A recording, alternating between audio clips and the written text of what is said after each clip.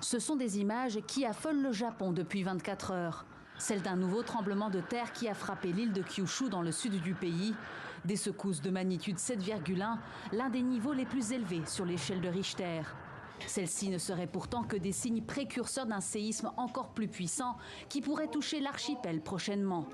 Les instituts météorologiques donnent l'alerte. Il est possible qu'un autre tremblement de terre puissant se produise dans les prochains jours. Les habitants de la région touchée doivent donc rester prudents. L'enquête est toujours en cours, alors veuillez réagir en conséquence. C'est la première fois qu'un tel avertissement est émis depuis la mise en place d'un nouveau système d'alerte après le tremblement de terre de 2011 qui a entraîné un tsunami meurtrier et la catastrophe nucléaire de Fukushima.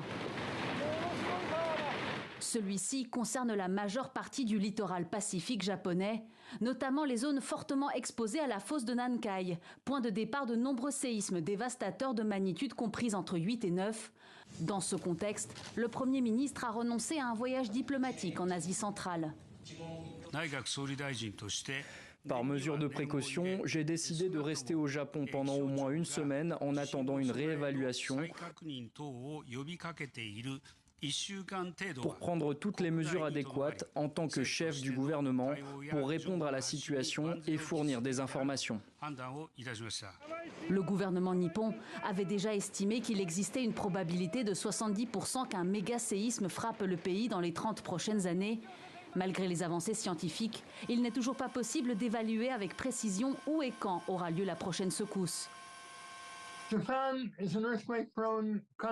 Le Japon est un pays sujet au tremblement de terre. Un séisme peut se produire à n'importe quel moment et n'importe où sans avertissement. Les gens devraient donc toujours se préparer à un niveau raisonnable.